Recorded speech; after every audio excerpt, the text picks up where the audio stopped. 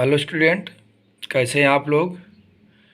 उम्मीद करते अच्छे होंगे। स्टूडेंट, आज हम आपको हाई स्कूल के पैराग्राफ यानी राइटिंग एसे को हम बताने जा रहे हैं, जिससे आपका 10 नंबर का क्वेश्चन आता है।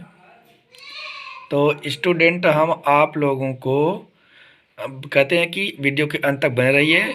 अगर आप मेरे चैनल पर नए हैं तो सब्सक्राइब करिए, शेयर करिए और कमेंट करना ना भूलें। स्टूडेंट, वीडियो के अंदर बने रहिए। आपका 10 नंबर आज इस वीडियो से क्लियर होने वाला है, ठीक है ना।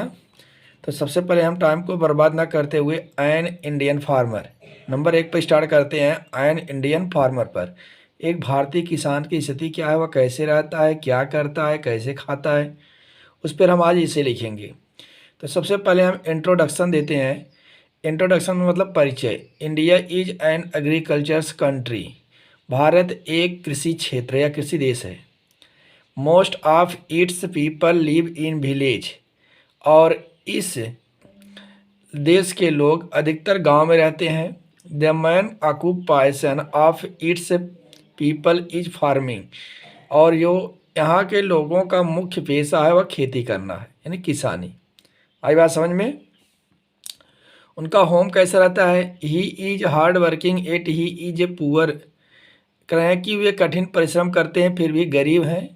Many people of farming live in huts. बहुत सारे लोग किसान झोपड़ी में रहते हैं। सम लिव्स इन ऑर्डिनरी हाउस। और कुछ सामान्य घर में। मेड ऑफ मड, जो कीचड़ के बने होते हैं, यानी मिट्टी और पानी से। There are thatched of them, और उन पे भी छप्पर लगे होते हैं। Some rich farmers have built pucca house. और कुछ धनिक किसान जो होते हैं वे पक्का घर बनाते हैं। उनकी शिक्षा क्या है। Education after is often a farmer is often uneducated. एक किसान जो होता है लगभग अशिक्षित होता है। Is knowledge is based on old ideas. उसका ज्ञान पुराने आधार पर होता है। Now many farmer try to know new methods of farming. और अब बहुत सारे किसान नए तरीकों को खेती करने के लिए कोशिश कर रहे हैं। अगला है daily life. A farmer generally rise early in the morning. एक किसान लगभग सुबह जल्दी उठता है। He goes to his field with his bullock. वह अपने बैल के साथ। अब देखिए नेक्स्ट हेडिंग है डेली लाइफ। उनका रोज का जीवन कैसा है। A farmer generally rises early in the morning. किसान सुबह जल्दी उठता he goes to the field with his bullock. वह अपने बैल के साथ एंड फ्लो और हल के साथ जाता है। He was there till in the evening. वह शाम तक वहाँ काम करता है। देन ही रिटर्न होम, तब वह घर आता है। Such in the life of farmer. इस प्रकार का जीवन होता है किसानों का। सोर्स ऑफ एंजॉयमेंट, उनका आनंद का सोर्स क्या है। A farmer is gone to the Chaupal.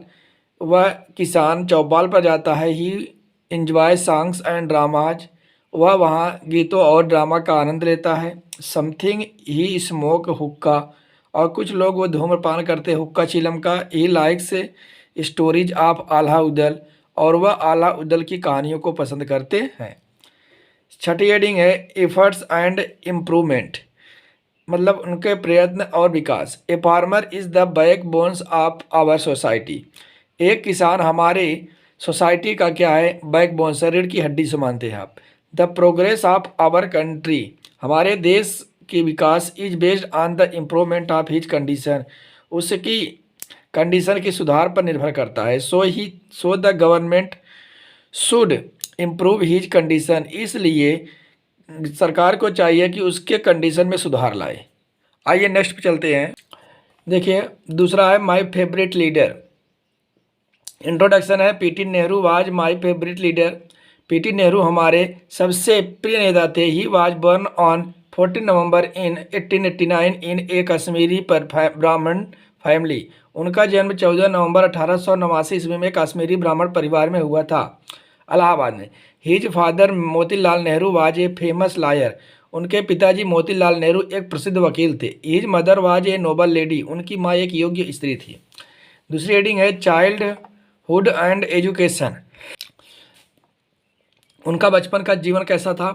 He was born in a very rich family, उनका जन्म एक धनी परिवार में हुआ था। So he was brought up with love and care, इसलिए उनको बहुत प्रेम किया जाता था। His father give him the best education, उनके पिताजी उनको अच्छी शिक्षा दिलाए।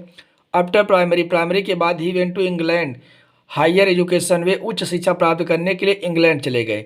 From there he return as a barrister, और वहाँ से एक बैरिस्टर बन करके वापस आए। अगला है political works. He heard the call of the motherland, उन्होंने मातृभूमि की आवाज़ को सुना। He came in contact with Gandhi ji, वे गांधी जी के संपर्क में आए। Then he joined the Congress, तब उन्होंने कांग्रेस की पार्टी को ज्वाइन कर लिया। He works day and night, और वे लगातार दिन रात काम करने लगे।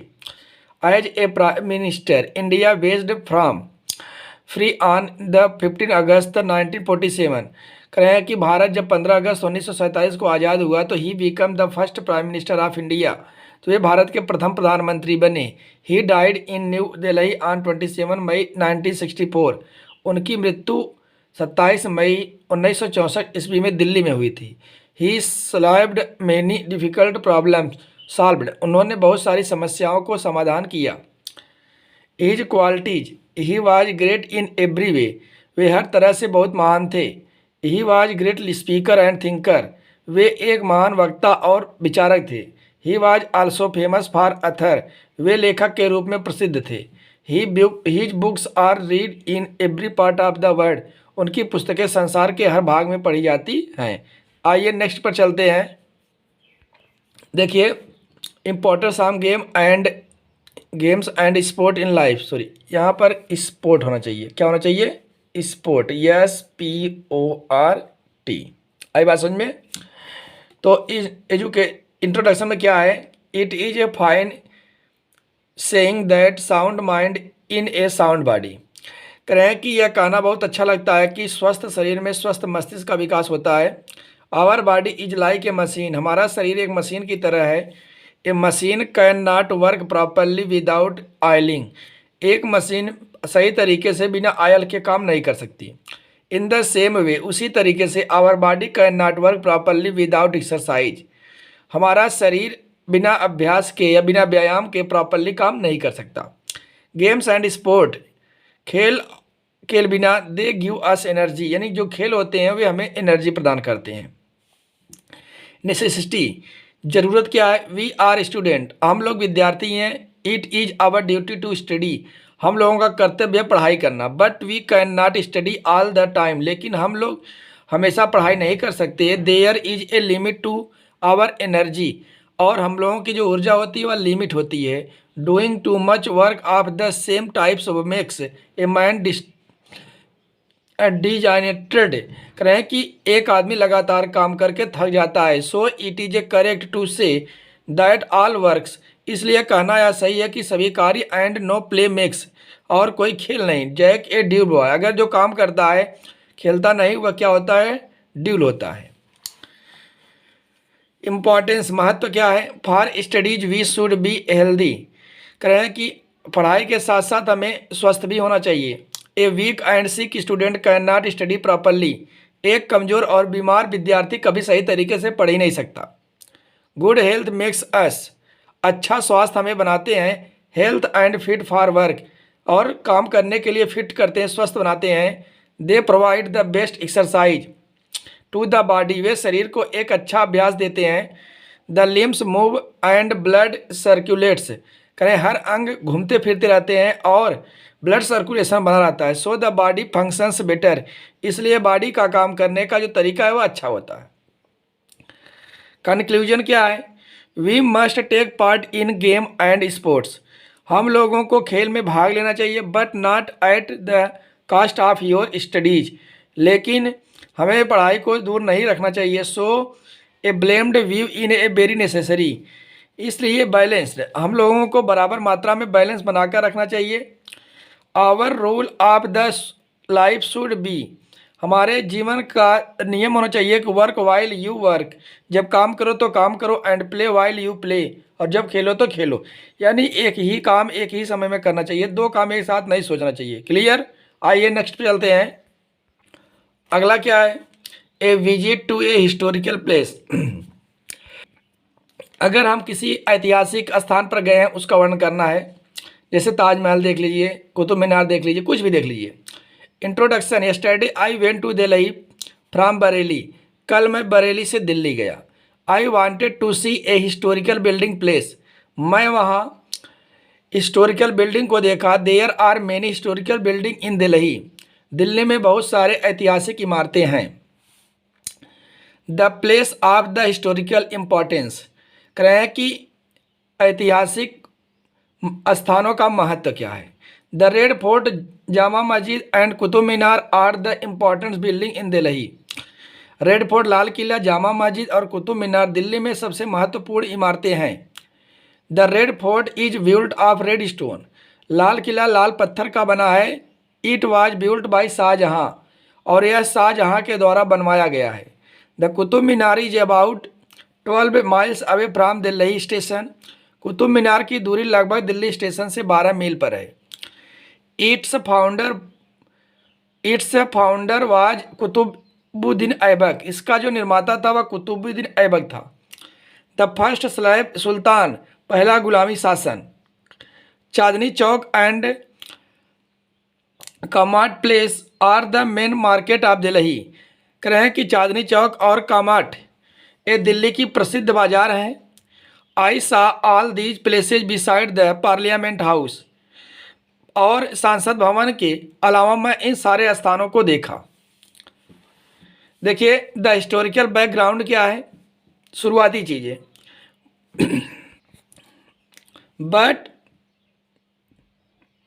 I like the red fort very much.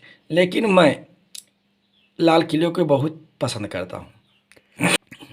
It is the माउनमेंट, यह एक स्मारक है। Which narrates the glory of the Indian, जो भारत की शान को नरेट करता है यानी वर्णन करता है। आर्ट एंड कल्चर का, ऑन 15 अगस्त 1947, 15 अगस्त 1947 को the first prime minister of independence India, वह पहला प्राइम मिनिस्टर बने भारत के, Pandit Jawaharlal Nehru. Pandit Jawaharlal Nehru hosted the Indian national flag of tricolour on red fort. Pandit Jawaharlal Nehru ने तिरंगे को लाल किले पर फहराया। I feel very proud of it, मुझे इस पर बहुत गर्व महसूस होता है। आइए लास्ट और 5 चलते हैं। अगला है the pollution problem in India, introduction and meaning. Now pollution has become a common word. अब जो हमारा प्रदूषण है वह एक सामान्य शब्द बन गया है। बिकॉज, क्योंकि एवरीवेयर देयर इज पॉल्यूशन, हर जगह ही पॉल्यूशन है। Pollution means continuation of air, weather, atmosphere, soil etc। Pollution का मतलब होता है कि हवा को और वातावरण को, मिट्टी को, पानी को, सबको क्या करता है, गंदा कर देता है। व्हेन सम वांटेड सब्सटेंस, जब कुछ पदार्थ को चाहता are added to fresh air, हवा में मिलाने के लिए, तो water atmosphere etc, water atmosphere में, दे बिकम पॉल्यूटेड, वे भी गंदे हो जाते हैं। To become harmful for human beings, जो मानव के लिए बहुत नुकसानदायक होते हैं। काइंड्स ऑफ पॉल्यूशन, कितने प्रकार के होते हैं pollution. There are many kinds of pollution, बहुत सारे प्रकार के होते हैं, जैसे air pollution, sound pollution, water pollution etc। Vehicle and factories pour smokes and fumes into the air, जो कंपनियां होती हैं वे विभिन्न प्रकार की धुएं और गंदे पदार्थों को बाहर निकालती हैं।